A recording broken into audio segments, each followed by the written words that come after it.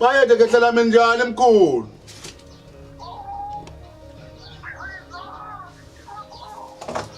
Makhosi.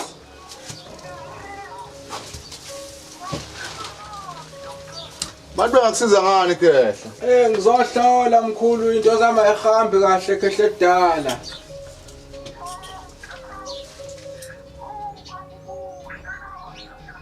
Makhosi.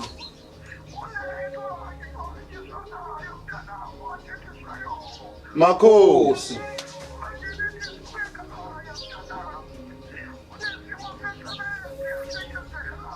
Makhosi.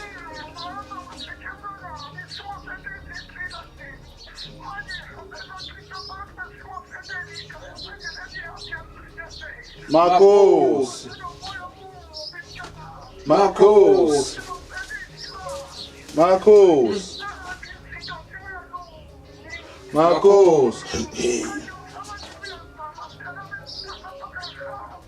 Makhosi.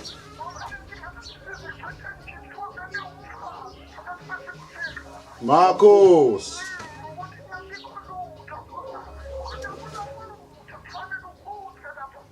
Makhosi. Makhosi.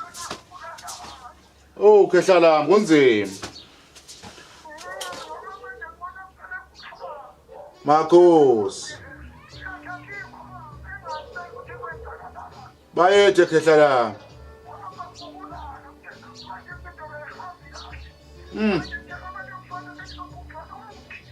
Khehla lami.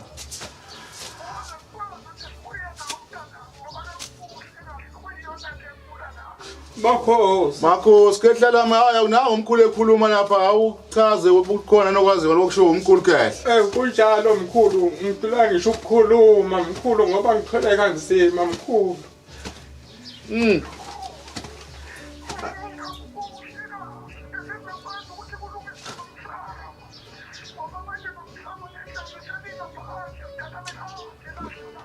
Lingaphandle idlozi khehla.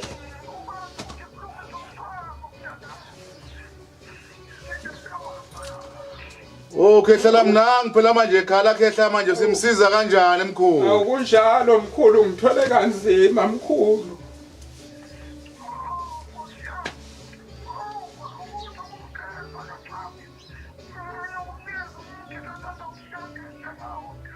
Thokoza mkhulu.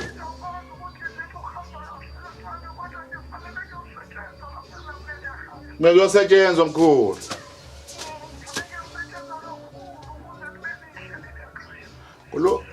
Kulungile khehla lami ngicela uhlehle kancane nje mkhulu ungahlehli kakhulu mkhulu ke ngizama ukumchazela khehla.